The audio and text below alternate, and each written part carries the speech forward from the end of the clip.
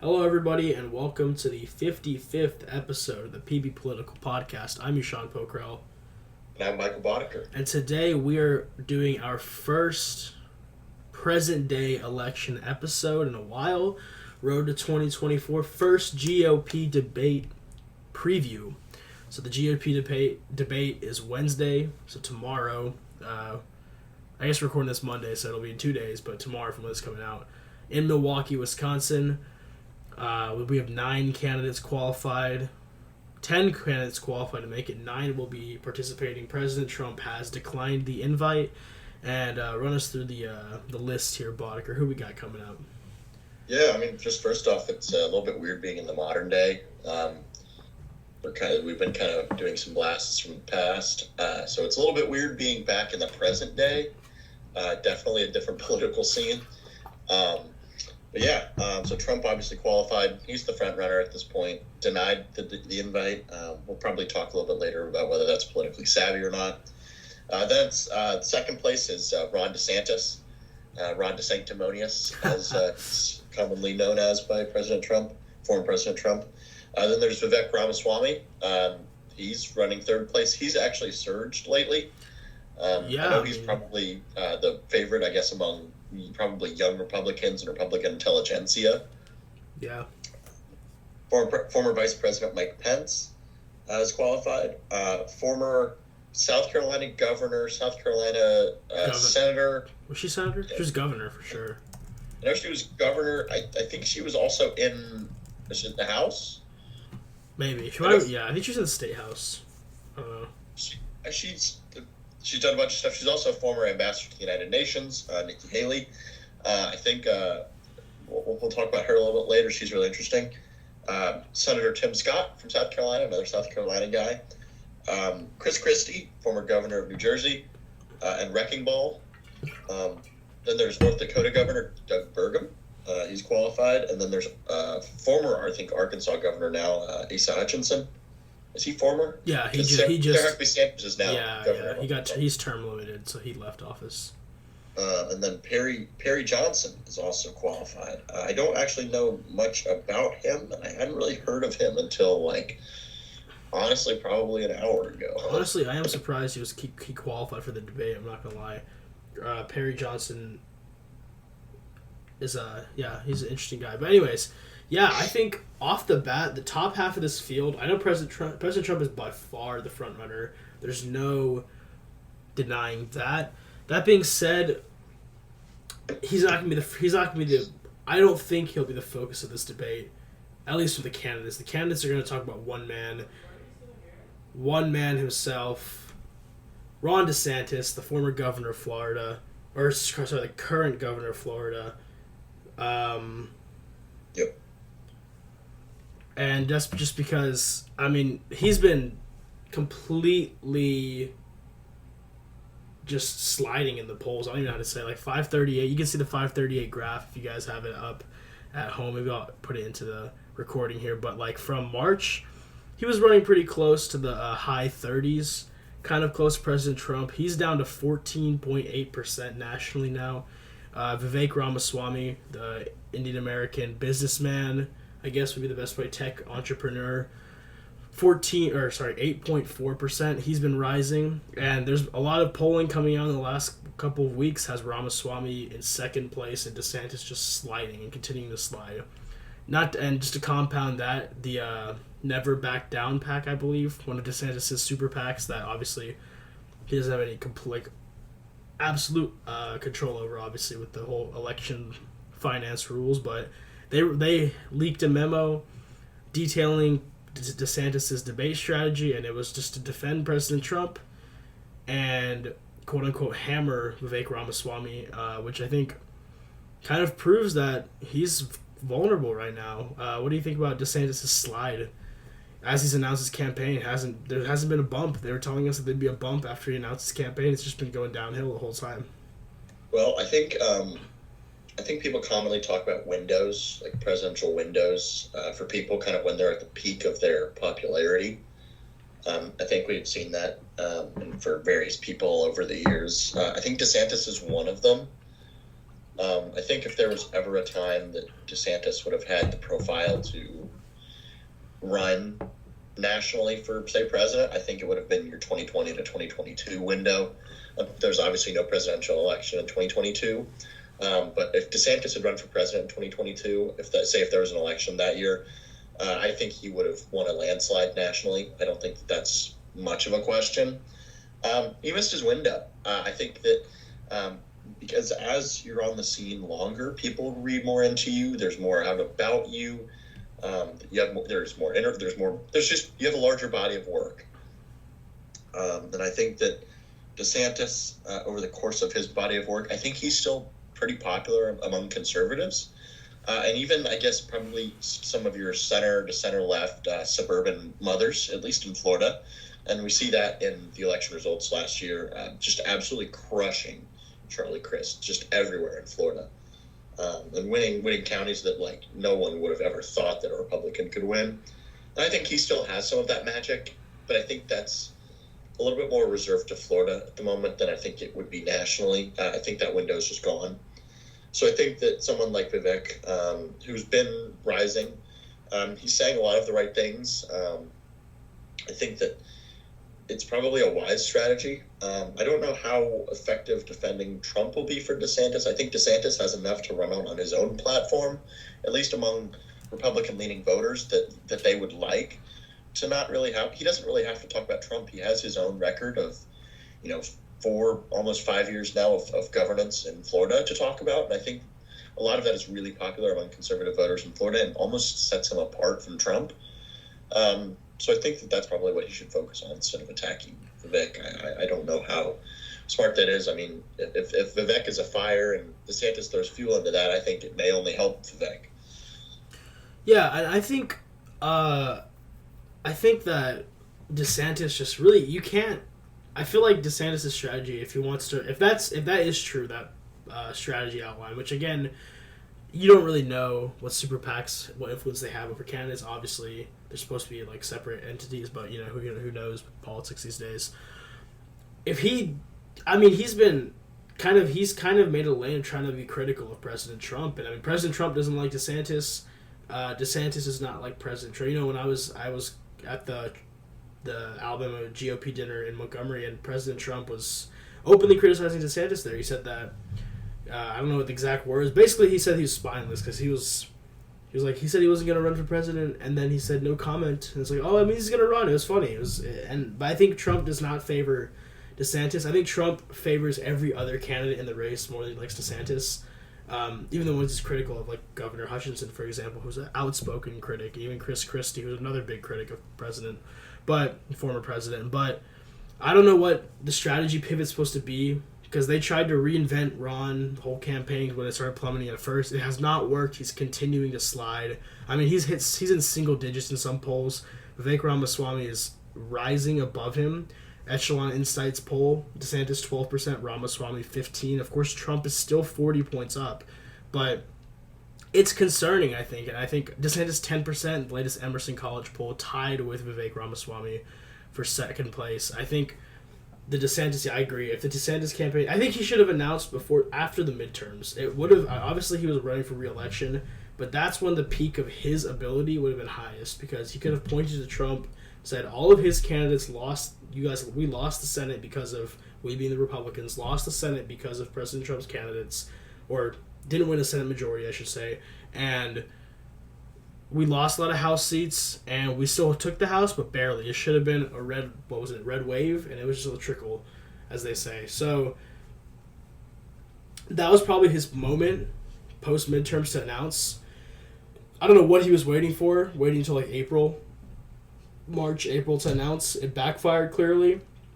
And I think that also he's just not the people person that people thought he could be. I think it's just coming out, because you have to be a little bit of a performer to be able to run for president. President Trump's obviously a crazy performer. Obama was a great performer. Vivek's a good performer too. I mean, everyone likes him. He has very low unlikability, I guess, unfavorability. So I think DeSantis, he definitely missed his window. And I think just getting hammered on by these 9 candidates. I don't know if they're going to split this debate up. They might split it up into 2 debates. I don't think we've got any word from the RNC yet about that. But, I mean, splitting every single candidate in this race is going to train their fire on DeSantis, while I guess DeSantis will be training it on Vivek, which is concerning for the campaign for sure. I don't know. Let's move on to number 3, Vivek Ramaswamy. Definitely a surging candidate. I think the good thing about his campaign is that he's been consistent. DeSantis has been flip-flopping a lot, especially on things like, obviously, defending Trump, criticizing Trump, defending whatever, and also just going back and forth. Vivek's kind of kept a nice little line where he's praised President Trump's work as president and been kind of ambiguous about his post-presidential and all this legal issues. Obviously, he was the first candidate to come out and say he'd pardon the president for the document. I think it was the first case down in Miami for the documents. And then moving forward, he's been saying that he'll do the same unless any convincing legal argument comes out on the other side. I think he's someone that voters are open to. I think as a Trump alternative, I guess you could say. Obviously, like half the age of President Trump, almost, probably more than half the age, which is kind of crazy to think about. He's 38 years old. What do you think about Vivek? I think he's really interesting. I think that in a similar way to Trump in 2016, when he was a political outsider and but with political outsiders, it's hard to tell what they believe. I think that's the most difficult thing with an outsider. It's a blessing and a curse in a way. With Trump, I mean, we're old enough now to have been, cognizant of 2016. That was really the first election that I followed somewhat closely. And you really couldn't tell how President Trump was going to govern as a leader. I mean, you really he's running as a Republican. I'm sure he'll surround himself with some conservative people, but he doesn't really seem himself to be that innately conservative. And I think a lot of conservatives are pleasantly surprised with the way that he ran his administration. Probably not fiscally. That was definitely not a conservative win per se. But I think Vivek has a lot of the same blessing and curse. He's able to go out there and almost say what he likes to please the base, when people actually don't know how conservative of a guy Vivek is himself. And I think that that's something the debate will actually help with, is here's what he actually believes and he thinks about, certain hot button issues for conservative voters. I know some of them are probably going to be abortion, some of them are going to be immigration, even some stuff with President Trump. He's already come out with that, but the way he feels about certain things. But I think Vivek also probably has an eye towards the general. Say he wins the nomination, he's going to have to be careful to not say something in the primary that, say President Biden is the nominee again, then is going to be used against him in a debate. But I think Vivek, if he keeps playing his cards the right way, I think he really has a decent shot, especially if some of the consolidation of because I think Vivek can win a lot of points with Pence voters or Haley voters, or even Tim Scott voters, even potentially Chris Christie voters. I think he can win more of that coalition of voters, and even potentially DeSantis voters, because I think a lot of DeSantis voters are never Trump voters. So I think if he's able to consolidate a lot of the lower candidate support and split more of the DeSantis vote and keep chipping away at that, then I think you really could make it a 2-horse race, and that would be a crazy scenario. So I think Vivek is really interesting in that way. And that's one thing, this Emerson poll that just came out. Emerson's obviously one of the more reliable pollsters, I would say, year-round, cycle after cycle. The biggest takeaway I had from reading the abstract is that this is a quote from one of the pollsters. Ramaswamy has improved among Republican voters with a postgraduate degree, a group that has previously been part of the DeSantis base. In the June Emerson poll, 38% of postgraduates supported DeSantis. That has dropped to 14% in this latest poll. Instead, 17 now support Ramaswamy and 32 support Trump.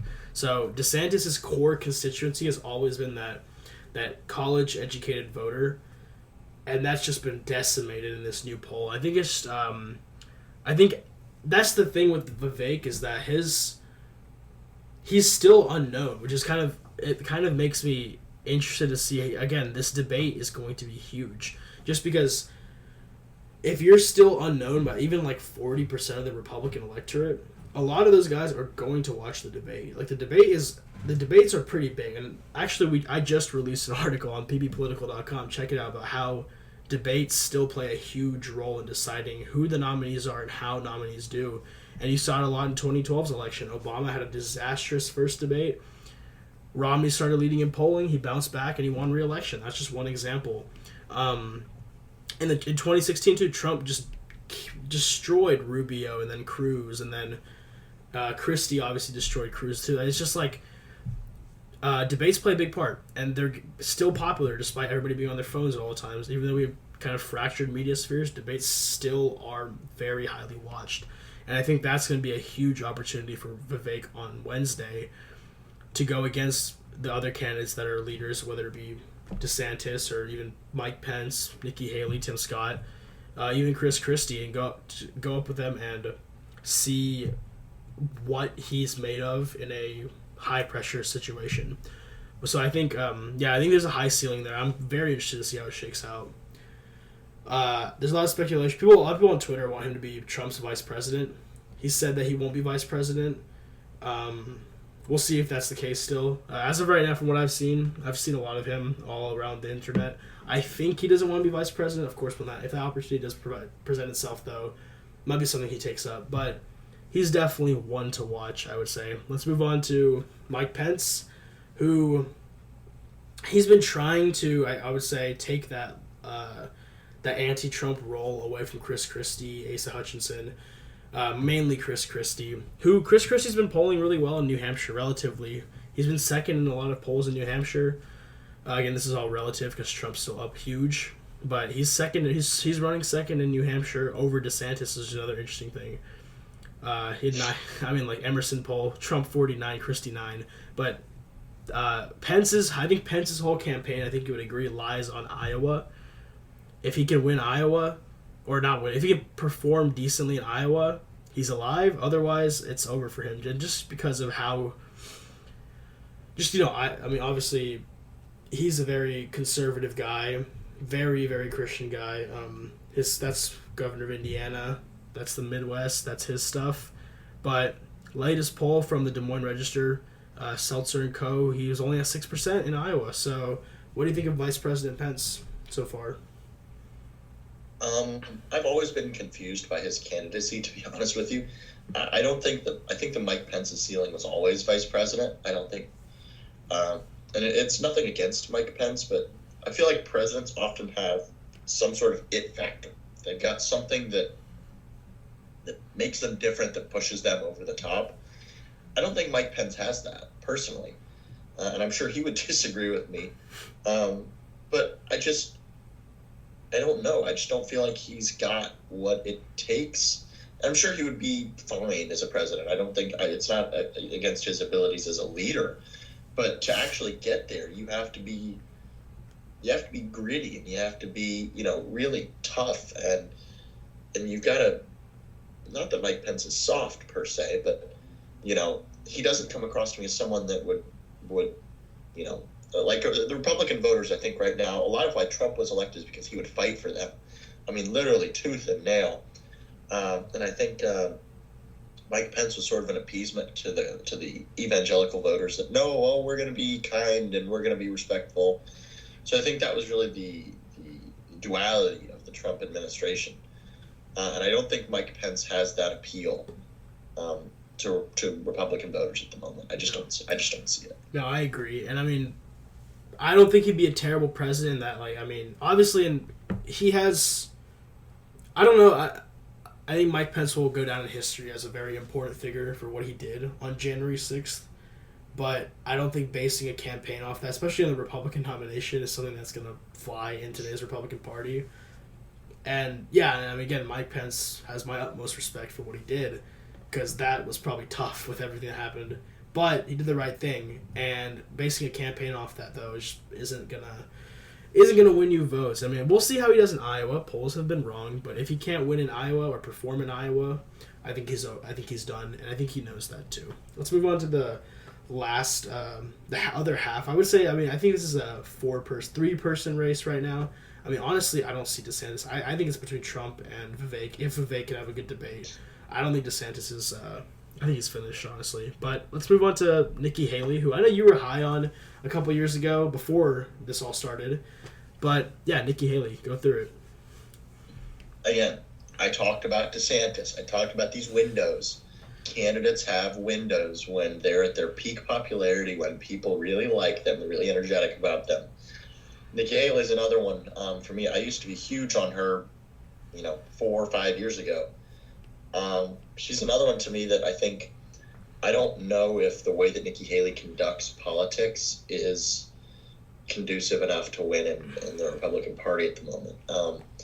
I think 2016, if Nikki Haley ran in 2016, I think she would have had a huge base of support among Republicans. I mean, Nikki Haley was one of the most popular Republican figures for a long time, and a huge part of the party. And you and I have both seen that she's faded tremendously in the last 3-4 years. Even 2020, I think, would have been a better time for her than now. I just don't think she's obviously not old, but in the sense of politically, I don't think she has it anymore to be president. And I hope she proves me wrong. Maybe the debate shows something about her.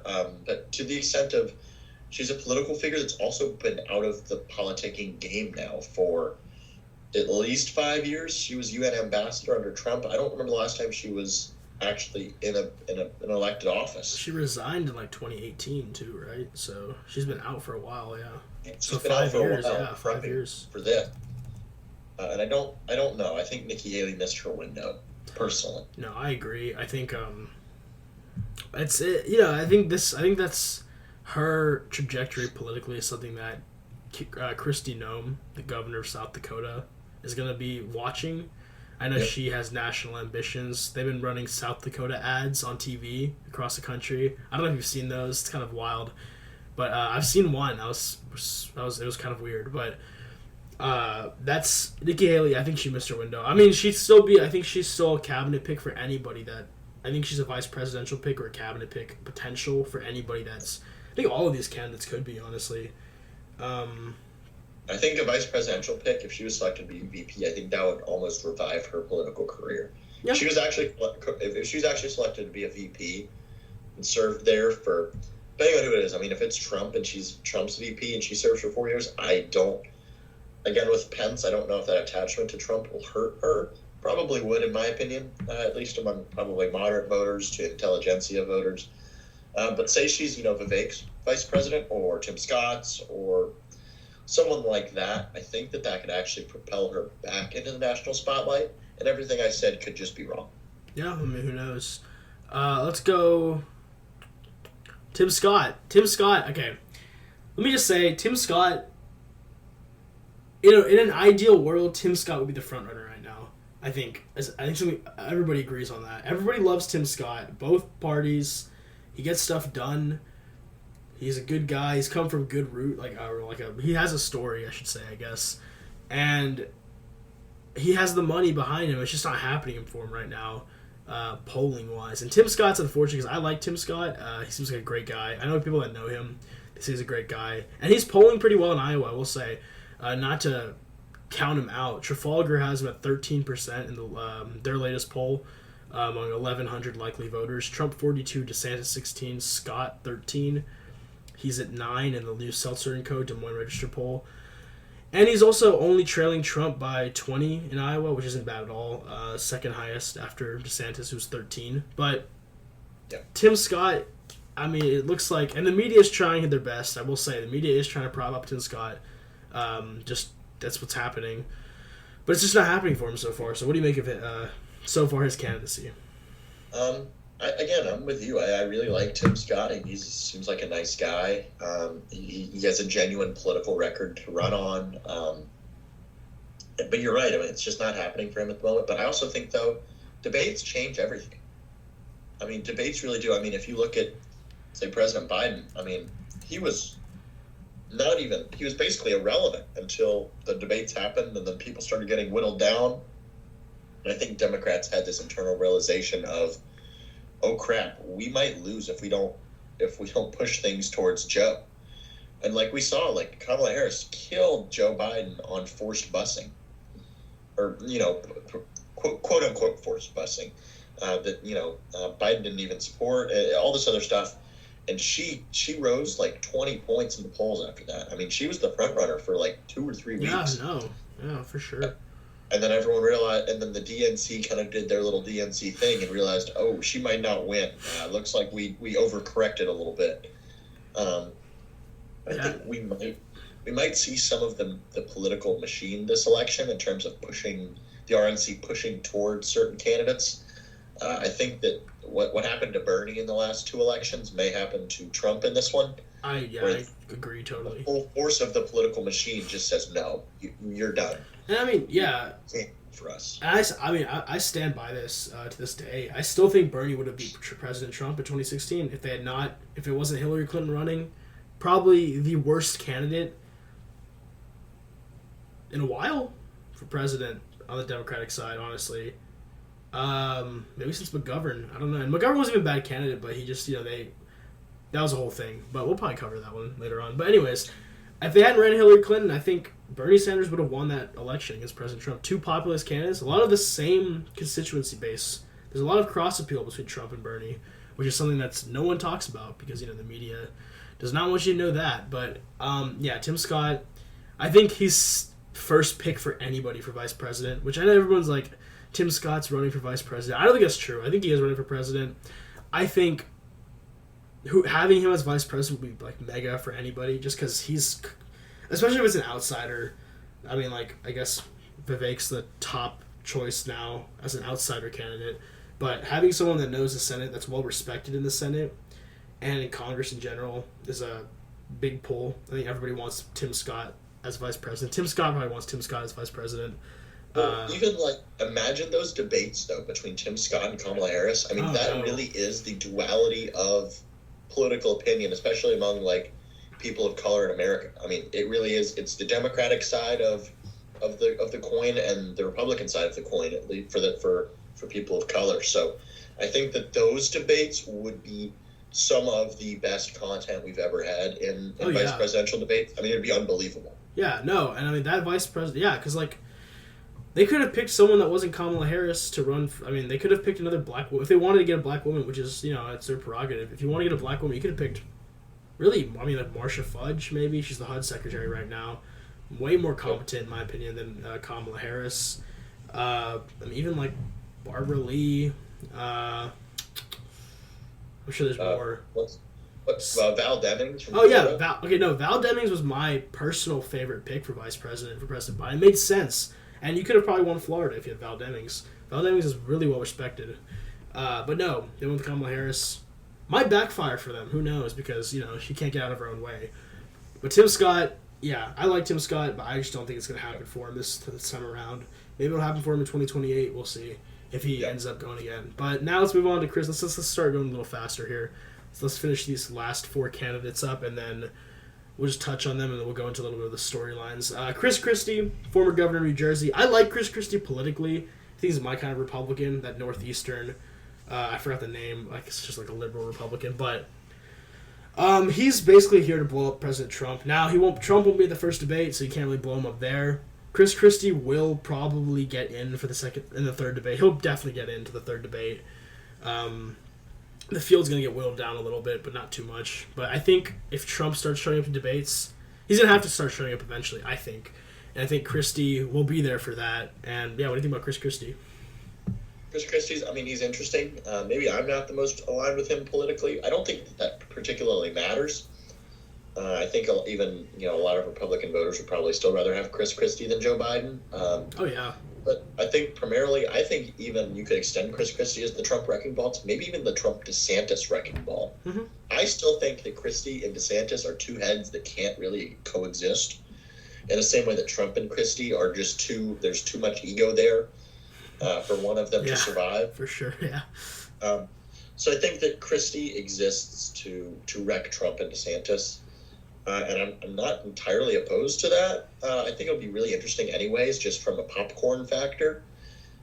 Christie, I don't think is a particularly viable president. I don't think he'll make it out of the debates.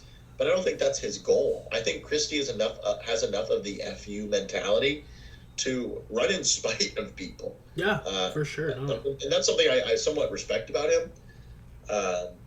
But I think he'll be there for the debates. He'll do his job, and then he will go maybe even in a cabinet position or in a master role.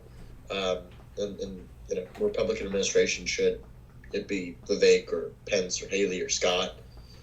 Anybody but Trump, basically. Yeah, or even DeSantis. I think he would say no to DeSantis too. And I genuinely, politically, I think I'm pretty aligned with Chris Christie. That New England Republican, you don't see that as much. You saw that a lot. Actually, in the elections we're covering right now, you see those liberal Republicans pop up. But I think it's more of a European type of conservatism that Chris Christie embodies, which I think we'll move towards anyways in the future. But yeah, I don't think he'll be president. I think he'd win a general election. It's kind of weird. I think most of the candidates that are towards the bottom of the field would destroy President Biden in a general matchup. Vivek, Nikki Haley, Tim Scott, and Chris Christie, and even Doug Burgum. I think Doug Burgum is kind of interesting. Just like from his story, not really policy wise, but I think they would easily beat President Biden in an election. But it's also the hard part is getting there, and I think that's something that the Republicans are going to have to deal with moving forward. Let's just touch quickly on Burgum, Hutchinson, and Johnson. Doug Burgum, governor of North Dakota. He's big on cybersecurity. Big guy. He had a tech operation from North Dakota. Great Plains software, I believe. He's interesting. He's been polling decent, mainly because he's been He's kind of like a Tom Steyer type. He's been blanketing the airwaves in New Hampshire and Iowa with ads. I don't know if you know much about him. Let's just go through him a little quickly here. I don't really know much about him. He's big on energy, though. He's very big on energy. Yeah, big on nuclear energy, too, right? Very big on nuclear energy. Yeah, he's big on. He's kind of the Tom Steyer of the Republican Party at the moment. Although Tom Steyer is very unlikable, at least to me personally. He just seems just angry all the time. And fair enough. Not a big fan of Tom Steyer, but Doug Burgum, he's just kind of there. Yeah, he's just kind of there. And I don't mind him. I don't know too much about him. Should he surge? Well, that's something that I'll have to look into more. He's just kind of there, and we'll see what he's all about. I mean, that's what the debates are for. Yeah. See if he's got it. And the Burgum Bros are gonna be mad at you for that one. Asa Hutchinson, governor of Arkansas, former governor of Arkansas. Now he actually has a pretty good record as governor, I will say. Very popular guy in Arkansas. Now he is kind of a Trump critic. Now, well, I guess I don't even think it's fair to call him a Trump critic just because he didn't like the January 6th stuff, which most people don't. But that's made him an outsider in the Republican Party. What do you think about Asa Hutchinson? I don't think he'll win the nomination. Spoiler I think he's actually probably one of the more liberal Republicans. He's actually probably, I would say, a more center-right figure in the Republican Party. I don't think he has. I think he's another one that doesn't have the it factor. I don't quite know almost why he's running. I think that's something that I agree. Towards the debates. He was. I mean, growing. There was a good Politico piece on Asa Hutchinson that they followed his campaign. He was like a rising star in the public. He's the youngest person to serve as U.S. attorney, I believe, at the time. He's a congressman. He worked for two.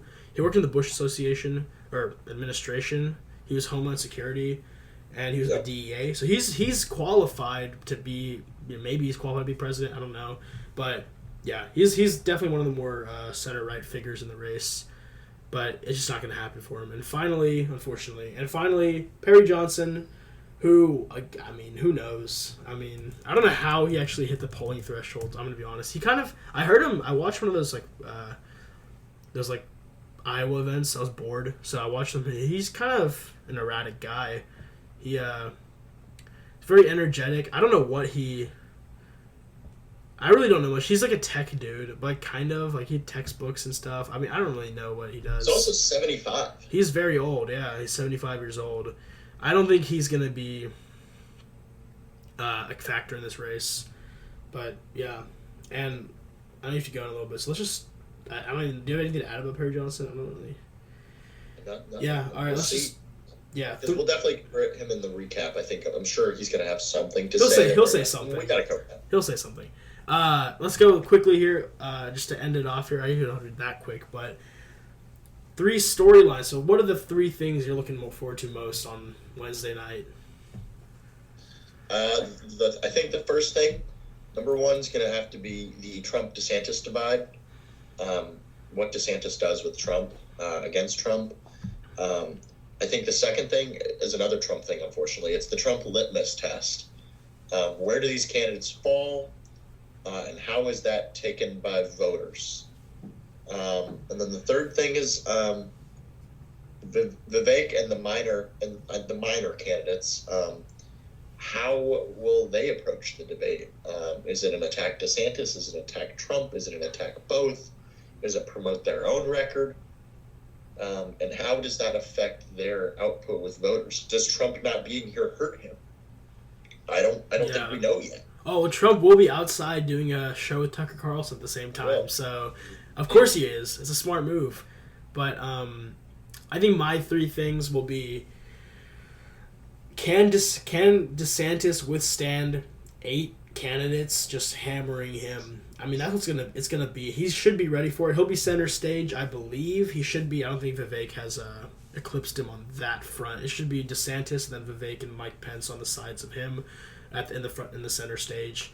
That'll be the big question for me. Can DeSantis withstand this? Because if he can't withstand this first debate, I think he's done. I think this is it for him. If he can't win the first, if he can't defend himself in front of these guys in the first debate, imagine what President Trump would do to him when he inevitably shows up later on. Second thing for me is, I mean, Vivek.